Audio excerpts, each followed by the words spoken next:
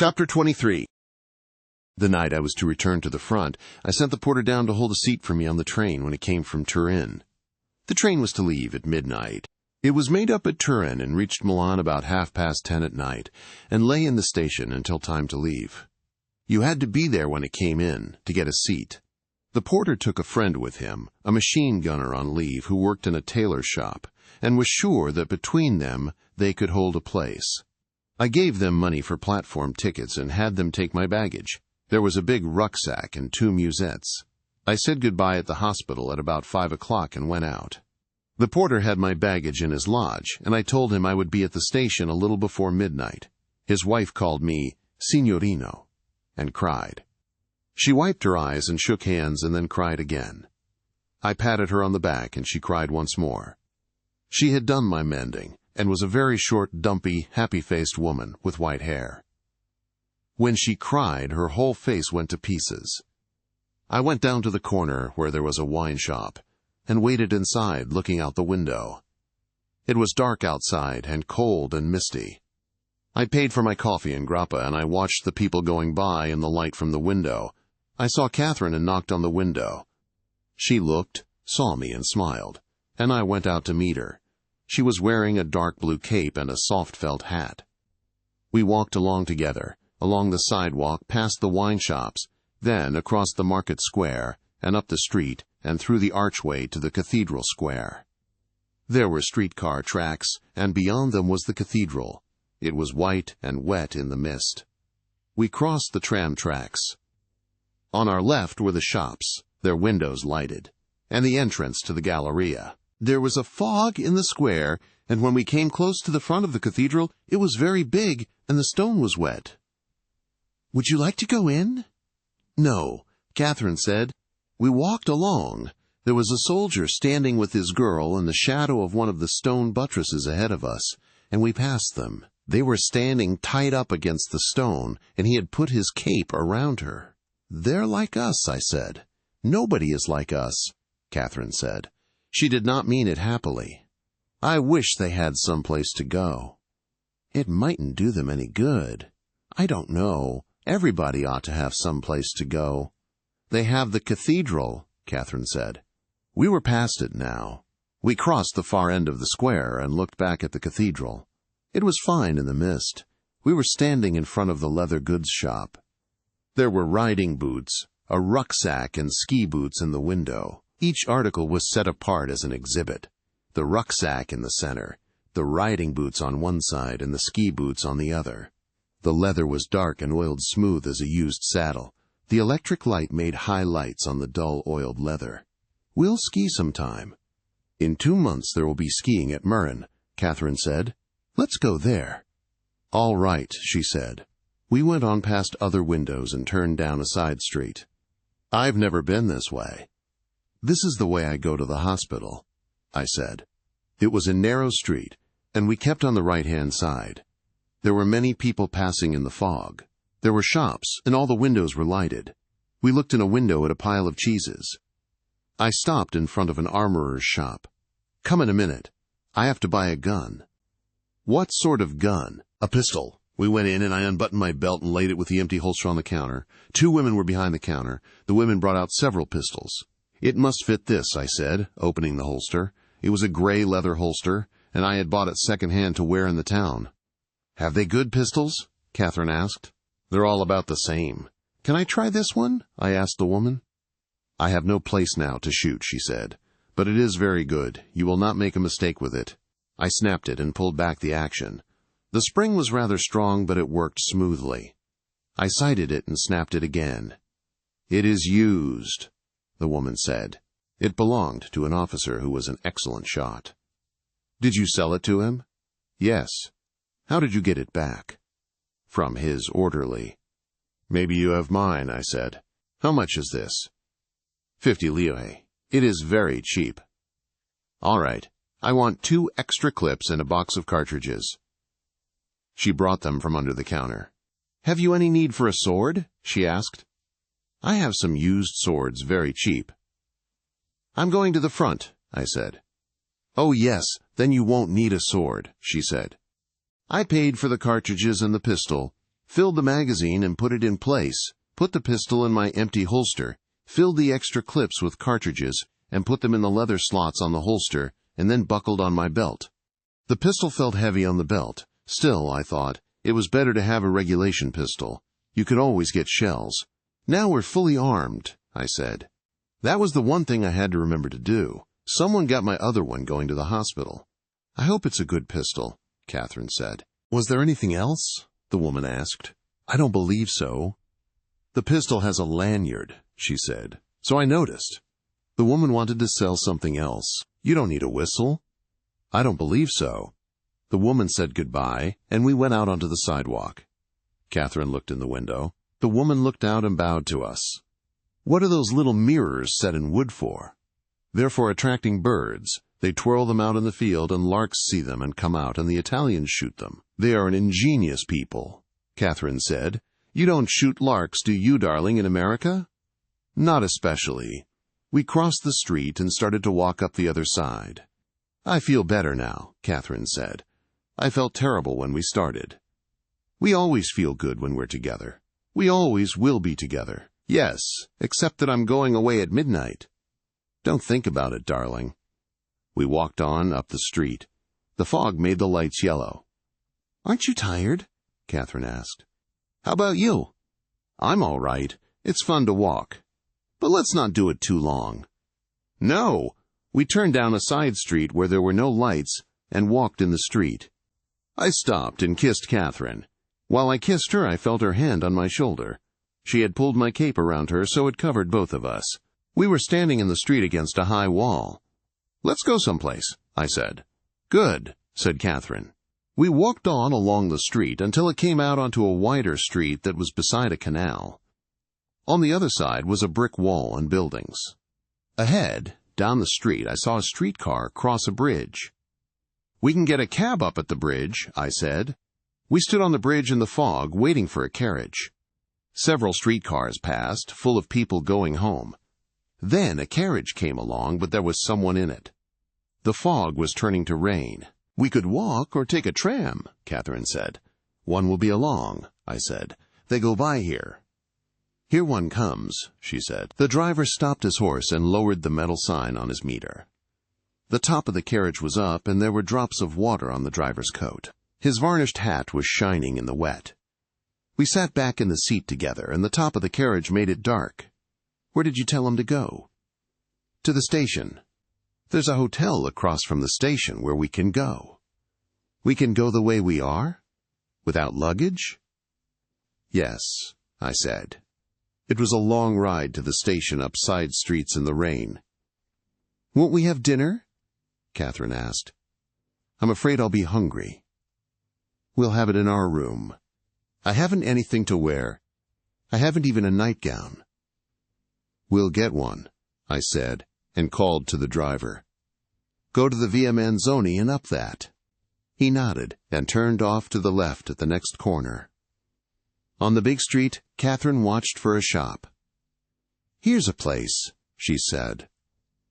I stopped the driver, and Catherine got out, walked across the sidewalk, and went inside. I sat back in the carriage and waited for her. It was raining, and I could smell the wet street and the horse steaming in the rain. She came back with a package and got in, and we drove on. I was very extravagant, darling, she said, but it's a fine nightgown. At the hotel, I asked Catherine to wait in the carriage while I went in and spoke to the manager. There were plenty of rooms. Then I went out to the carriage, paid the driver, and Catherine and I walked in together. The small boy in buttons carried the package. The manager bowed us toward the elevator. There was much red plush and brass. The manager went up in the elevator with us. Monsieur and Madame wish dinner in their room? Yes. Will you have the menu brought up? I said. You wish something special for dinner? Some game or a souffle? The elevator passed 3 floors with a click each time, then clicked and stopped. What have you as game? I could get a pheasant or a woodcock. A woodcock, I said. We walked down the corridor. The carpet was worn. There were many doors. The manager stopped and unlocked a door and opened it. Here you are, a lovely room. The small boy in buttons put the package on the table in the center of the room. The manager opened the curtains. "It is foggy outside," he said. The room was furnished in red plush. There were many mirrors, 2 chairs, and a large bed with a satin coverlet. A door led to the bathroom. "I will send up the menu," the manager said. He bowed and went out. I went to the window and looked out, then pulled a cord that shut the thick plush curtains. Catherine was sitting on the bed, looking at the cut-glass chandelier. She had taken her hat off, and her hair shone under the light. She saw herself in one of the mirrors and put her hands to her hair. I saw her in 3 other mirrors. She did not look happy. She let her cape fall on the bed. "What's the matter, darling?" "I never felt like a whore before," she said. I went over to the window and pulled the curtain aside and looked out. "I had not thought it would be like this." "You're not a whore." "I know it, darling, but it isn't nice to feel like one." Her voice was dry and flat. "This was the best hotel we could get in," I said. I looked out the window. Across the square were the lights of the station. There were carriages going by on the street, and I saw the trees in the park. The lights from the hotel shone on the wet pavement. "Oh, hell," I thought. "Do we have to argue now?" "Come over here, please," Catherine said. The flatness was all gone out of her voice. "Come over, please. I'm a good girl again." I looked over at the bed. She was smiling. I went over and sat on the bed beside her and kissed her. "You're my good girl." "I'm certainly yours," she said. After we had eaten, we felt fine. And then after, we felt very happy, and in a little time the room felt like our own home. My room at the hospital had been our own home, and this room was our home too in the same way. Catherine wore my tunic over her shoulders while we ate. We were very hungry, and the meal was good, and we drank a bottle of Capri and a bottle of Saint Estèphe. I drank most of it, but Catherine drank some, and it made her feel splendid. For dinner we had a woodcock with soufflé potatoes and purée de marron, a salad, and zabaione for dessert. "It's a fine room," Catherine said. "It's a lovely room. We should have stayed here all the time we've been in Milan." "It's a funny room." "But it's nice." "Vice is a wonderful thing," Catherine said. "The people who go in for it seem to have good taste about it. The red plush is really fine. It's just the thing. And the mirrors are very attractive. You're a lovely girl. I don't know how a room like this would be for waking up in the morning, but it's really a splendid room." I poured another glass of Saint Estèphe. "I wish we could do something really sinful," Catherine said. "Everything we do seems so innocent and simple. I can't believe we do anything wrong." "You're a grand girl." "I only feel hungry. I get terribly hungry." "You're a fine, simple girl," I said. "I am a simple girl. No one ever understood it except you. Once when I first met you, I spent an afternoon thinking how we would go to the Hotel Cavour together and how it would be." "That was awfully cheeky of you." "This isn't the Cavour, is it?" "No, they wouldn't have taken us in there. They'll take us in some time. But that's how we differ, darling. I never thought about anything. Didn't you ever at all?" "A little," she said. "Oh, you're a lovely girl." I poured another glass of wine. "I'm a very simple girl," Catherine said. "I didn't think so at first. I thought you were a crazy girl." "I was a little crazy, but I wasn't crazy in any complicated manner. I didn't confuse you, did I, darling?" "Wine is a grand thing," I said. "It makes you forget all the bad." "It's lovely," said Catherine, "but it's given my father gout very badly." "Have you a father?" "Yes," said Catherine. "He has gout. You won't ever have to meet him. Haven't you a father?" "No," I said, "a stepfather." "Will I like him?" "You won't have to meet him. We have such a fine time," Catherine said. "I don't take any interest in anything else anymore. I'm so very happy married to you." The waiter came and took away the things. After a while, we were very still, and we could hear the rain. Down below on the street, a motor car honked. I said, "I know that poem," Catherine said. "It's by Marvell, but it's about a girl who wouldn't live with a man." My head felt very clear and cold, and I wanted to talk facts. "Where will you have the baby?" "I don't know. The best place I can find." "How will you arrange it?" "The best way I can. Don't worry, darling. We may have several babies before the war is over." It's nearly time to go. I know. You can make it time if you want. No. Then don't worry, darling. You were fine until now, and now you're worrying. I won't. How often will you write? Every day. Do they read your letters? They can't read English enough to hurt any. I'll make them very confusing, Catherine said. But not too confusing. I'll just make them a little confusing. I'm afraid we have to start to go. All right, darling. I hate to leave our fine house. So do I. But we have to go. All right. But we're never settled in our home very long. We will be. I'll have a fine home for you when you come back. Maybe I'll be back right away. Perhaps you'll be hurt just a little in the foot. Or the lobe of the ear. No, I want your ears the way they are. And not my feet? Your feet have been hit already. We have to go. Darling, really. All right. You go first. Chapter 24. We walked down the stairs instead of taking the elevator. The carpet on the stairs was worn. I had paid for the dinner when it came up, and the waiter who had brought it was sitting on a chair near the door. He jumped up and bowed, and I went with him into the side room and paid the bill for the room. The manager had remembered me as a friend and refused payment in advance, but when he retired he had remembered to have the waiter stationed at the door so that I should not get out without paying. I suppose that had happened. Even with his friends. One had so many friends in a war. I asked the waiter to get us a carriage, and he took Catherine's package that I was carrying, and went out with an umbrella. Outside through the window we saw him crossing the street in the rain. We stood in the side room and looked out the window. How do you feel, Cat? Sleepy. I feel hollow and hungry. Have you anything to eat? Yes, in my musette. I saw the carriage coming. It stopped, the horse's head hanging in the rain, and the waiter stepped out, opened his umbrella, and came toward the hotel. We met him at the door and walked out under the umbrella, down the wet walk to the carriage at the curb. Water was running in the gutter. There is your package on the seat, the waiter said. He stood with the umbrella until we were in and I had tipped him. Many thanks. Pleasant journey, he said. The coachman lifted the reins, and the horse started. The waiter turned away under the umbrella and went toward the hotel. We drove down the street and turned to the left, then came around to the right in front of the station. There were 2 carabinieri standing under the light just out of the rain. The light shone on their hats. The rain was clear and transparent against the light from the station. A porter came out from under the shelter of the station, his shoulders up against the rain. No, I said. Thanks, I don't need thee. He went back under the shelter of the archway. I turned to Catherine. Her face was in the shadow from the hood of the carriage. We might as well say goodbye. I can't go in? No. Goodbye, Cat. Will you tell him the hospital? Yes. I told the driver the address to drive to. He nodded. Goodbye, I said.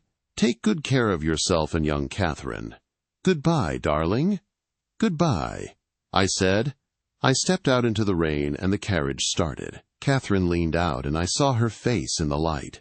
She smiled and waved. The carriage went up the street. Catherine pointed in toward the archway. I looked. There were only the 2 carabinieri in the archway. I realized she meant for me to get in out of the rain. I went in and stood and watched the carriage turn the corner. Then I started through the station and down the runway to the train. The porter was on the platform looking for me. I followed him into the train, crowding past people and along the aisle, and in through a door to where the machine gunner sat in the corner of a full compartment. My rucksack and musettes were above his head, on the luggage rack. There were many men standing in the corridor, and the men in the compartment all looked at us when we came in. There were not enough places in the train, and everyone was hostile. The machine gunner stood up for me to sit down. Someone tapped me on the shoulder. I looked around. It was a very tall, gaunt captain of artillery with a red scar along his jaw. He had looked through the glass on the corridor and then come in. "What do you say?" I asked. I had turned and faced him. He was taller than I, and his face was very thin under the shadow of his cap visor, and the scar was new and shiny. Everyone in the compartment was looking at me. "You can't do that," he said. "You can't have a soldier save you a place." "I have done it." He swallowed, and I saw his Adam's apple go up and then down. The machine gunner stood in front of the place. Other men looked in through the glass. No one in the compartment said anything. "You have no right to do that. I was here 2 hours before you came." "What do you want?" "The seat." "So do I." I watched his face and could feel the whole compartment against me. I did not blame them. He was in the right. But I wanted the seat. Still, no one said anything. Oh, hell, I thought. "Sit down, Signor Capitano," I said. The machine gunner moved out of the way and the tall captain sat down. He looked at me. His face seemed hurt, but he had the seat. "Get my things," I said to the machine gunner. We went out in the corridor. The train was full, and I knew there was no chance of a place. I gave the porter and the machine gunner 10 lire apiece. They went down the corridor and outside on the platform looking in the windows, but there were no places. "Maybe some will get off at Brescia," the porter said. "More will get on at Brescia," said the machine gunner. I said goodbye to them and we shook hands and they left. They both felt badly. Inside the train we were all standing in the corridor when the train started. I watched the lights of the station and the yards as we went out. It was still raining, and soon the windows were wet and you could not see out. Later I slept on the floor of the corridor, first putting my pocketbook with my money and papers in it inside my shirt and trousers, so that it was inside the leg of my breeches.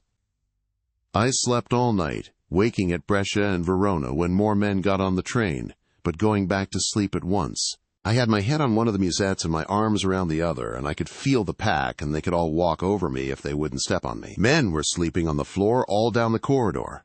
Others stood holding on to the window rods or leaning against the doors. That train was always crowded. Chapter 25. Now in the fall, the trees were all bare, and the roads were muddy. I rode to Gorizia from Udine on a camion. We passed other camions on the road, and I looked at the country. The mulberry trees were bare, and the fields were brown. There were wet, dead leaves on the road, from the rows of bare trees, and men were working on the road, tamping stone in the ruts from piles of crushed stone along the side of the road between the trees. We saw the town with a mist over it that cut off the mountains. We crossed the river, and I saw that it was running high. It had been raining in the mountains. We came into the town past the factories and then the houses and villas, and I saw that many more houses had been hit. On a narrow street we passed a British Red Cross ambulance. The driver wore a cap, and his face was thin and very tanned. I did not know him. I got down from the camion in the big square in front of the town major's house. The driver handed down my rucksack, and I put it on and swung on the 2 musettes and walked to our villa. It did not feel like a homecoming. I walked down the damp gravel driveway looking at the villa through the trees. The windows were all shut, but the door was open. I went in and found the major sitting at a table in the bare room with maps and typed sheets of paper on the wall. "Hello," he said. "How are you?" He looked older and drier. "I'm good," I said. "How is everything?" "It's all over," he said. "Take off your kit and sit down." I put my pack and the 2 musettes on the floor, and my cap on the pack. I brought the other chair over from the wall and sat down by the desk. "It's been a bad summer," the major said. "Are you strong now?" "Yes." "Did you ever get the decorations?" "Yes. I got them fine. Thank you very much." "Let's see them." I opened my cape so he could see the 2 ribbons. "Did you get the boxes with the medals?" "No, just the papers." "The boxes will come later. That takes more time." "What do you want me to do?" "The cars are all away." "There are 6 up north at Caporetto. You know Caporetto?" "Yes," I said. I remembered it as a little white town with a campanile in a valley. It was a clean little town, and there was a fine fountain in the square. "They are working from there. There are many sick now. The fighting is over." "Where are the others?" "There are 2 up in the mountains and 4 still on the Bainsienza. The other 2 ambulance sections are in the Carso with the 3rd Army." "What do you wish me to do?" "You can go and take over the 4 cars on the Bainsienza if you like. Gino has been up there a long time. You haven't seen it up there, have you?" "No. It was very bad. We lost 3 cars." I heard about it. Yes, Rinaldi wrote you. Where is Rinaldi? He is here at the hospital. He has had a summer and fall of it. I believe it. It has been bad, the Major said. You couldn't believe how bad it's been. I've often thought you were lucky to be hit when you were. I know I was. Next year will be worse, the Major said. Perhaps they will attack now. They say they are to attack, but I can't believe it. It is too late. You saw the river? Yes. It's high already. I don't believe they will attack now that the rains have started. We will have the snow soon. What about your countrymen? Will there be other Americans besides yourself? They are training an army of 10 million. I hope we get some of them. But the French will hog them all. We'll never get any down here. All right, you stay here tonight and go out tomorrow with the little car and send Gino back. I'll send somebody with you that knows the road. Gino will tell you everything. They are shelling quite a little still. But it is all over. You will want to see the Banzitza. I'm glad to see it. I am glad to be back with you again, Signor Maggiore. He smiled. You are very good to say so. I am very tired of this war. If I was away, I do not believe I would come back. Is it so bad? Yes, it is so bad and worse. Go get cleaned up and find your friend Rinaldi. I went out and carried my bags up the stairs. Rinaldi was not in the room, but his things were there, and I sat down on the bed and unwrapped my puttees and took the shoe off my right foot. Then I lay back on the bed. I was tired, and my right foot hurt. It seemed silly to lie on the bed with one shoe off, so I sat up and unlaced the other shoe and dropped it on the floor, then lay back on the blanket again. The room was stuffy with the window closed, but I was too tired to get up and open it. I saw my things were all in one corner of the room. Outside, it was getting dark. I lay on the bed and thought about Catherine and waited for Rinaldi. I was going to try not to think about Catherine except at night before I went to sleep, but now I was tired, and there was nothing to do, so I lay and thought about her. I was thinking about her when Rinaldi came in. He looked just the same. Perhaps he was a little thinner. Well, baby, he said. I sat up on the bed. He came over, sat down, and put his arm around me. Good old baby. He whacked me on the back, and I held both his arms. Old baby, he said, let me see your knee. I'll have to take off my pants. Take off your pants, baby. We're all friends here. I want to see what kind of a job they did. I stood up, took off the breeches, and pulled off the knee brace. Rinaldi sat on the floor and bent the knee gently back and forth. He ran his finger along the scar, put his thumbs together over the kneecap, and rocked the knee gently with his fingers. Is that all the articulation you have? Yes. It's a crime to send you back. They ought to get complete articulation. It's a lot better than it was. It was stiff as a board. Rinaldi bent it more. I watched his hands. He had fine surgeon's hands. I looked at the top of his head, his hair shiny and parted smoothly. He bent the knee too far. Ouch! I said. You ought to have more treatment on it with the machines, Rinaldi said. It's better than it was. I see that, baby. This is something I know more about than you. He stood up and sat down on the bed. The knee itself is a good job. He was through with the knee. Tell me all about everything. There's nothing to tell, I said. I've led a quiet life. You act like a married man, he said. What's the matter with you? Nothing, I said. What's the matter with you? This war is killing me, Rinaldi said. I am very depressed by it. He folded his hands over his knee. Oh, I said. What's the matter? Can't I even have human impulses? No. I can see you've been having a fine time. Tell me. All summer and all fall I've operated. I work all the time. I do everybody's work. All the hard ones they leave to me. By God, baby, I am becoming a lovely surgeon. That sounds better. I never think. No, by God, I don't think. I operate. That's right.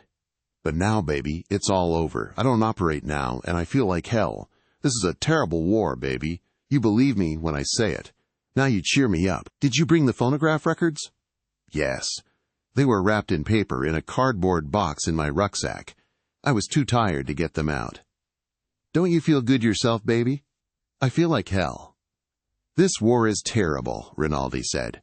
Come on, we'll both get drunk and be cheerful. Then we'll go get the ashes dragged. Then we'll feel fine. I've had the jaundice, I said, and I can't get drunk. Oh, baby, how you've come back to me. You come back serious and with a liver. I tell you, this war is a bad thing. Why did we make it anyway? We'll have a drink. I don't want to get drunk, but we'll have a drink. Rinaldi went across the room to the washstand and brought back 2 glasses and a bottle of cognac. It's Austrian cognac, he said. 7 stars. It's all they captured on San Gabriele. Were you up there? No, I haven't been anywhere. I've been here all the time operating. Look, baby, this is your old toothbrushing glass. I kept it all the time to remind me of you. To remind you to brush your teeth. No, I have my own too. I kept this to remind me of you trying to brush away the Villa Rosa from your teeth in the morning, swearing and eating aspirin and cursing harlots. Every time I see that glass, I think of you trying to clean your conscience with a toothbrush. He came over to the bed. Kiss me once and tell me you're not serious. I never kiss you. You're an ape. I know, you are the fine, good Anglo-Saxon boy. I know. You are the remorse boy, I know. I will wait till I see the Anglo-Saxon brushing away harlotry with a toothbrush. Put some cognac in the glass. We touched glasses and drank. Rinaldi laughed at me. I will get you drunk and take out your liver, and put you in a good Italian liver, and make you a man again. I held the glass for some more cognac. It was dark outside now. Holding the glass of cognac, I went over and opened the window. The rain had stopped falling. It was colder outside, and there was a mist in the trees. Don't throw the cognac out the window, Rinaldi said. If you can't drink it, give it to me. Go something yourself, I said. I was glad to see Rinaldi again. He had spent 2 years teasing me, and I had always liked it. We understood each other very well. Are you married? He asked from the bed. I was standing against the wall by the window. Not yet. Are you in love? Yes. With that English girl? Yes. Poor baby. Is she good to you? Of course. I mean, is she good to you practically speaking? Shut up. I will. You will see I am a man of extreme delicacy. Does she? Reinen, I said. Please shut up. If you want to be my friend, shut up. I don't want to be your friend, baby. I am your friend. Then shut up. All right. I went over to the bed and sat down beside Rinaldi. He was holding his glass and looking at the floor. You see how it is, Rinnen? Oh, yes. All my life I encounter sacred subjects, but very few with you. I suppose you must have them too. He looked at the floor. You haven't any? No. Not any? No. I can say this about your mother and that about your sister, and that about your sister, Rinaldi said swiftly. We both laughed. The old Superman, I said. I am jealous, maybe, Rinaldi said. No, you're not. I don't mean like that. I mean something else. Have you any married friends? Yes, I said. I haven't, Rinaldi said. Not if they love each other. Why not? They don't like me. Why not? I am the snake. I am the snake of reason. You're getting it mixed. The apple was reason. No, it was the snake. He was more cheerful. You are better when you don't think so deeply, I said. I love you, baby, he said. You puncture me when I become a great Italian thinker. But I know many things I can't say. I know more than you. Yes, you do. But you will have a better time. Even with remorse, you will have a better time.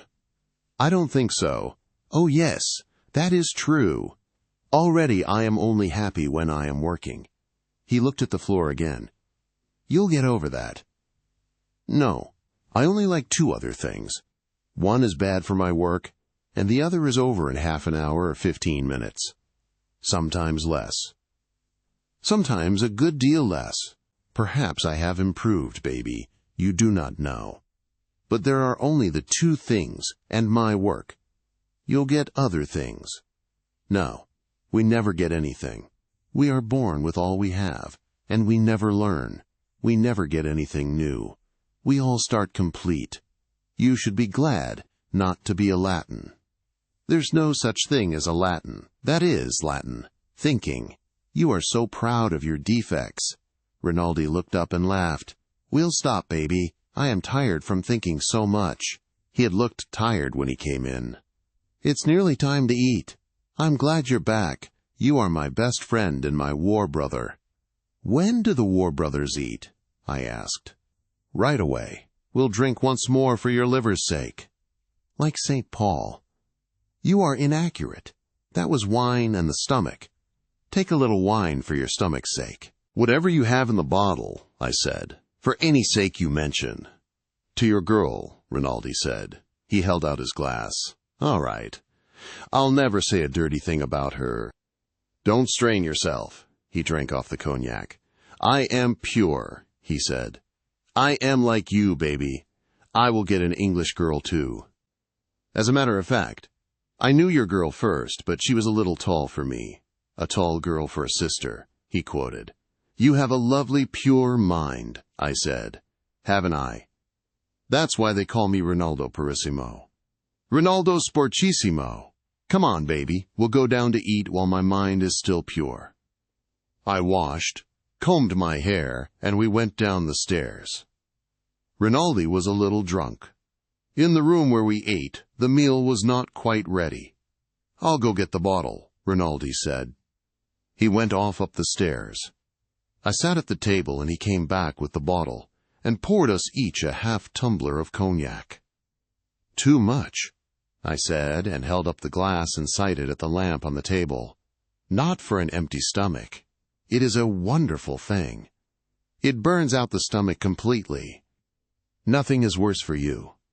All right. Self-destruction day by day, Rinaldi said. It ruins the stomach and makes the hand shake. Just the thing for a surgeon.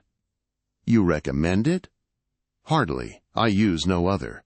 Drink it down, baby, and look forward to being sick. I drank half the glass. In the hall I could hear the orderly calling, Soup! Soup is ready. The major came in, nodded to us, and sat down. He seemed very small at table. Is this all we are? He asked. The orderly put the soup bowl down, and he ladled out a plate full. We are all, Rinaldi said. Unless the priest comes. If he knew Federico was here, he would be here. Where is he? I asked. He's at 307, the major said. He was busy with his soup. He wiped his mouth, wiping his upturned gray mustache carefully. He will come, I think. I called them and left word to tell him you were here. I miss the noise of the mess, I said. Yes, it's quiet, the major said. I will be noisy, said Rinaldi. Drink some wine, Enrico, said the major. He filled my glass. The spaghetti came in and we were all busy. We were finishing the spaghetti when the priest came in. He was the same as ever, small and brown and compact-looking. I stood up and we shook hands. He put his hand on my shoulder. I came as soon as I heard, he said. Sit down, the major said. You're late. Good evening, priest, Rinaldi said, using the English word. They had taken that up from the priest-baiting captain, who spoke a little English. Good evening, Rinaldo, the priest said. The orderly brought him soup, but he said he would start with the spaghetti. How are you? He asked me. Fine, I said. How have things been? Drink some wine, priest, Rinaldi said. Take a little wine for your stomach's sake. That's St. Paul, you know. Yes, I know, said the priest politely. Rinaldi filled his glass. That's St. Paul, said Rinaldi. He's the one who makes all the trouble. The priest looked at me and smiled. I could see that the baiting did not touch him now. That's St. Paul, Rinaldi said. He was a rounder and a chaser, and then when he was no longer hot, he said it was no good. When he was finished, he made the rules for us who are still hot. "Isn't it true, Federico?" The Major smiled. We were eating meat stew now. "I never discuss a saint after dark," I said. The priest looked up from the stew and smiled at me. "There he is, gone over with the priest," Rinaldi said. "Where are all the good old priest-baiters? Where is Cavalcanti? Where is Brundi? Where is Cesare?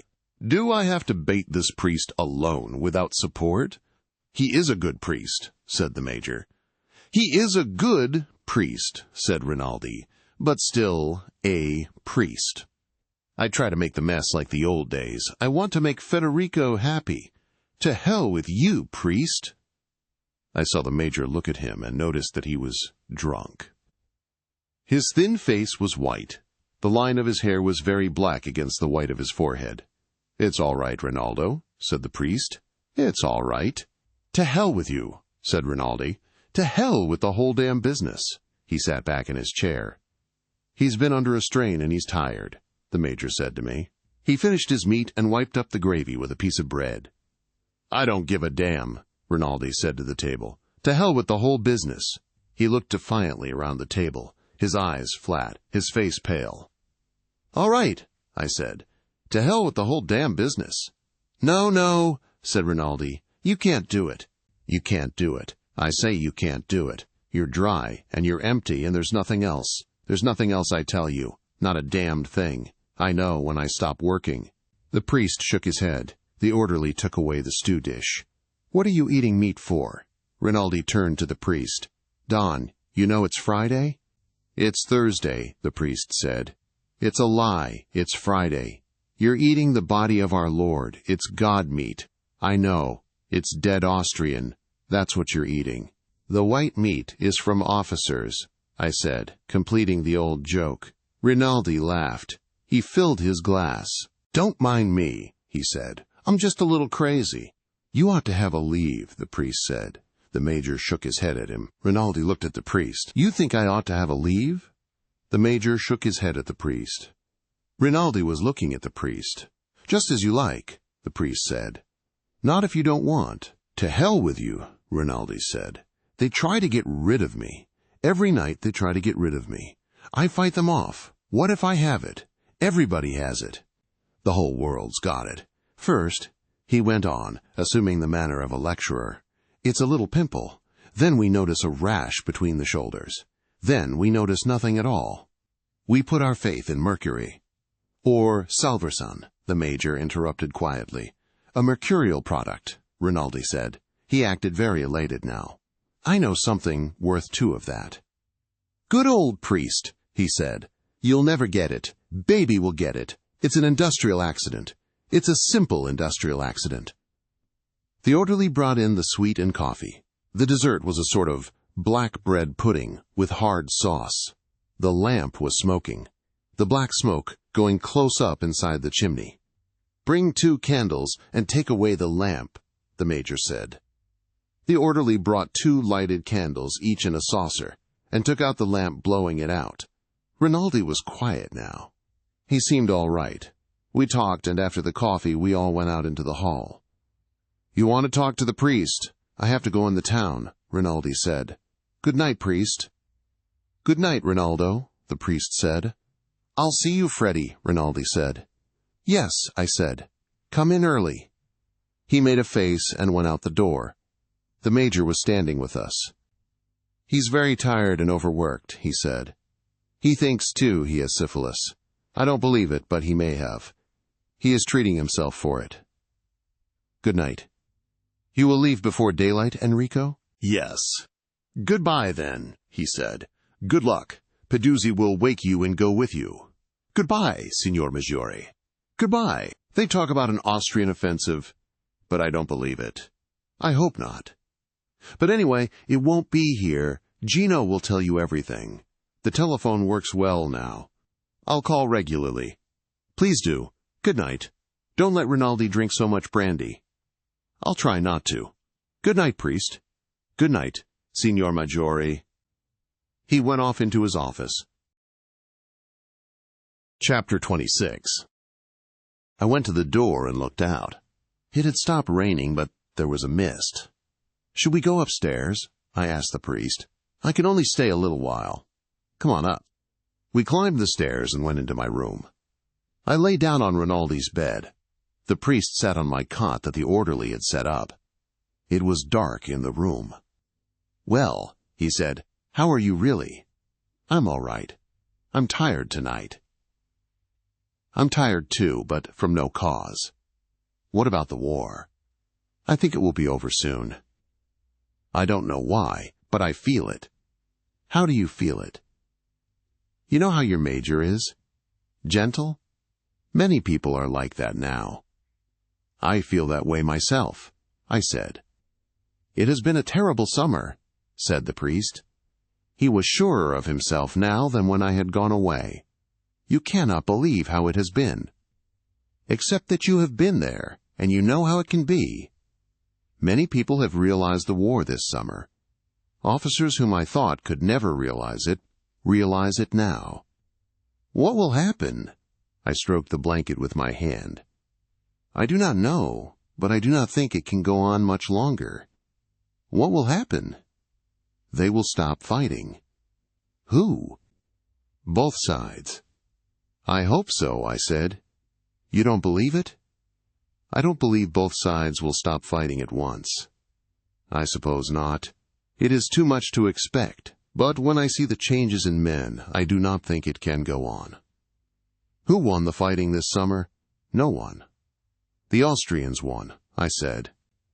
"They kept them from taking San Gabriele. They've won. They won't stop fighting. If they feel as we feel, they may stop. They have gone through the same thing. No one ever stopped when they were winning." "You discourage me." "I can only say what I think." "Then you think it will go on and on? Nothing will ever happen?" "I don't know. I only think the Austrians will not stop when they have won a victory. It is in defeat that we become Christian." "The Austrians are Christians, except for the Bosnians." "I don't mean technically Christian. I mean like our Lord." He said nothing. "We are all gentler now, because we are beaten. How would our Lord have been if Peter had rescued him in the garden? He would have been just the same." "I don't think so," I said. "You discourage me," he said. "I believe and I pray that something will happen. I have felt it very close." "Something may happen," I said, "but it will happen only to us. If they felt the way we do, it would be all right. But they have beaten us. They feel another way." Many of the soldiers have always felt this way. It is not because they were beaten. They were beaten to start with. They were beaten when they took them from their farms and put them in the army. That is why the peasant has wisdom, because he is defeated from the start. Put him in power and see how wise he is. He did not say anything. He was thinking. "Now I am depressed myself," I said. "That's why I never think about these things. I never think, and yet when I begin to talk, I say the things I have found out in my mind without thinking. I had hoped for something. Defeat? No. Something more. There isn't anything more. Except victory. It may be worse. I hoped for a long time for victory. Me too. Now I don't know. It has to be one or the other. I don't believe in victory anymore. I don't. But I don't believe in defeat, though it may be better." "What do you believe in?" "In sleep," I said. He stood up. "I am very sorry to have stayed so long, but I like so to talk with you. It is very nice to talk again." I said that about sleeping, meaning nothing. We stood up and shook hands in the dark. "I sleep at 307 now," he said. "I go out on post early tomorrow. I'll see you when you come back. We'll have a walk and talk together." I walked with him to the door. "Don't go down," he said. "It is very nice that you are back, though not so nice for you." He put his hand on my shoulder. "It's all right for me," I said. "Good night." "Good night." "Ciao." "Ciao," I said. I was deadly sleepy.